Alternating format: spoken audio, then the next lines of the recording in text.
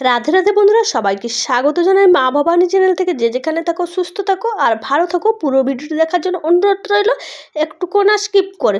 তো আজকে সজনে ডাঁটা আর বাদাম দিয়ে দারুণ একটা রেসিপি করে দেখাবো, তোমরা দেখতে থাকো। তো সজনে ডাঁটার অনেক রকমের অনেক রান্না তো খেয়েছে, এই রান্নাটা একবার হলেও ট্রাই করুন। তো এই সময় সজনে ডাঁটা সবার ঘরে ঘরে বাজারে খুবই সস্তায় বা কম দামে সবার বাড়িতেই সজনে ডাঁটা থাকে। আর এই রান্নাটা করলে প্রত্যেক দিনই পাতে রাখবে আর খেতেও সবাই চাইবে। আর সজনে ডাঁটা এই সময় খেতে কিন্তু দারুণ লাগে। তার জন্য আমি প্রথমে বাদামগুলোকে ভেজে নিয়েছি।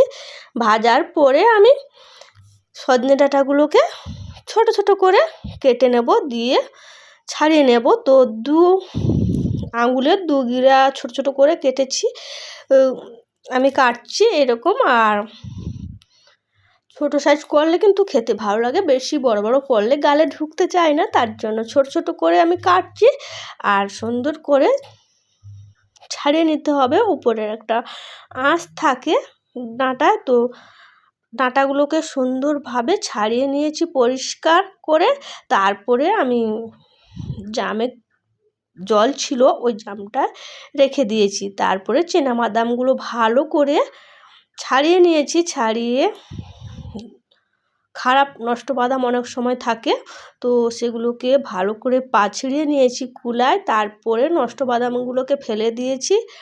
আর আমি এখানে 2 মুঠো বাদাম নিয়েছি, দিয়ে শিলনোড়ায় বাটছি। আর তোমরা চাইলে মিক্সিতেও বাটতে পারো।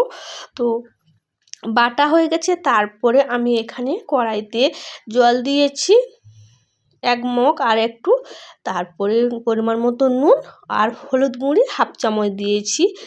দেওয়ার পরে জলটা টকবক করে ফুটছে, এই মুহূর্তে আমি সজনে ডাঁটাগুলো দিয়ে দিলাম। তো সজনে ডাঁটাগুলো ঠান্ডা জলে দেওয়ার চেয়ে আর টকবক করে জলটা ফুটলে দিলে কিন্তু সিদ্ধটা ভালোভাবে হয়ে যায়।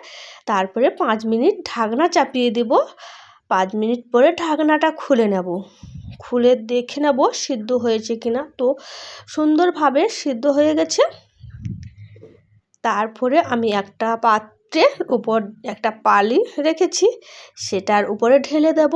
দিলে জলটা পাত্রে পড়ে যাবে আর ডাঁটাগুলো পালির মধ্যে থেকে যাবে। তারপরে আমি এখানে নিয়েছি রসুন কুচি, পেঁয়াজ কুচি আর টমেটো কুচি আর বাদামের বাটা। তারপরে কড়াইটা বসিয়ে দিয়েছি। কড়াইতে আমি অল্প পরিমাণে তেল দিয়েছি। তেল দেওয়ার পরে গরম হয়েছে তেলটা, কোচানো পেঁয়াজগুলো দিয়ে দিয়েছি। তার উপরে মশলার মাপে আমি একটু নুন দিয়ে দিলাম। নুনটা দিয়ে ভালো করে পেঁয়াজটাকে নেড়ে নেব। তো পেঁয়াজটা ভেজে নেব। পেঁয়াজটা ভাজা হয়ে গেছে, এবার দিয়ে দিলাম 1 চামচ লঙ্কার গুঁড়ি, 1/2 চামচ হলুদ গুঁড়ি দিয়ে একটু নেড়ে নিলাম। নেড়ে কেটে রাখা টমেটোগুলো দিয়ে দিলাম আর বাদামের বাটাটা দিয়ে দিলাম। দিয়ে ভালো করে কষিয়ে নেব। একটুকু কষানো হয়ে গেছে, এবার মশলা ধোয়া জলটা দিয়ে দিলাম। জলটা দিয়ে ভালো করে মশলাটাকে আবারও ঘুরে কষিয়ে নেব। একটুকু মশলাটা কষিয়ে নিতে হবে। তো বাদাম বাটাটা আছে, তার জন্য একটু কষিয়ে নিলাম ভালো করে। তো কষানোর পরে মশলা সব মিক্সড হয়ে গেছে।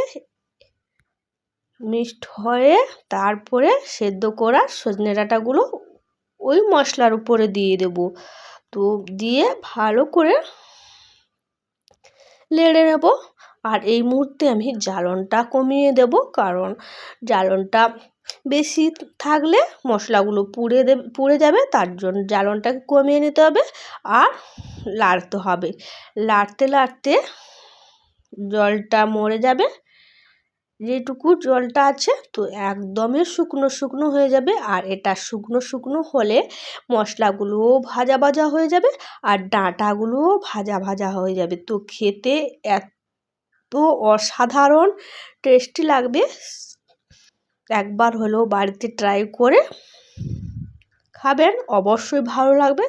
তারপরে আমার ভাজা ভাজা হয়ে গেছে ডাঁটাগুলো, তার মুহূর্তে আমি চা চামচের 1 চামচ চিনি দিয়ে দিয়েছি। তোমরা চাইলে এটাকে স্কিপ করে দিতে পারো।